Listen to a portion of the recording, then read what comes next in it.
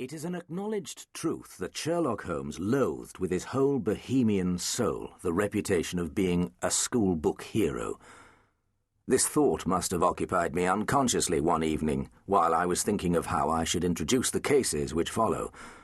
Nothing seemed to suit my purpose. Then, as I sat there, I heard in my mind that familiar voice. "Watson, if you are an honest man, you will record this also and set it against my successes."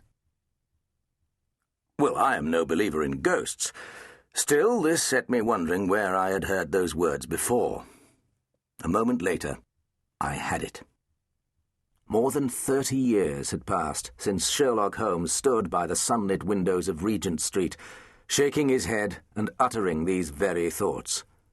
We had been left like a pair of fools watching our quarry vanish from sight in a hansom cab with no means of pursuit. It was the first skirmish in a dark narrative of family misfortune given to the world as The Hound of the Baskervilles.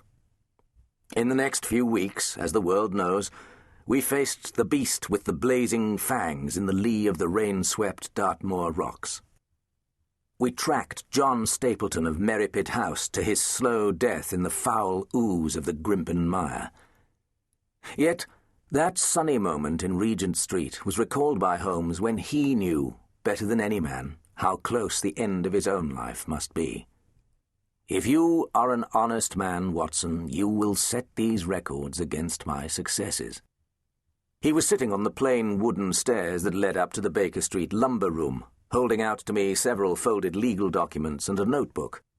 On the cover of the book, in ink now tarnished by damp, he had written simply, "A tabular analysis of hyoscine as a homicidal poison." Long before this he had tried retirement, and soon wearied of it.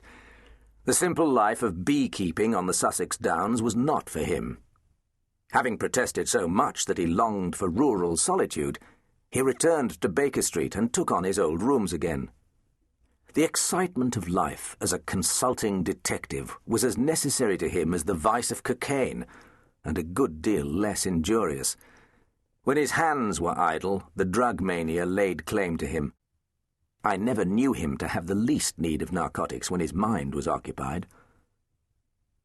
The records of many unpublished adventures lay in the lumber room, to which he would retire each day after lunch and remain until the winter afternoon darkened. The tin box, which formerly reposed among the bric-a-brac of his bedroom, had been carried up to this attic level on the orders of Mrs. Clatworthy, his resident nurse. This good woman vowed repeatedly that she would not be answerable if her patient's bedroom were not put into better order.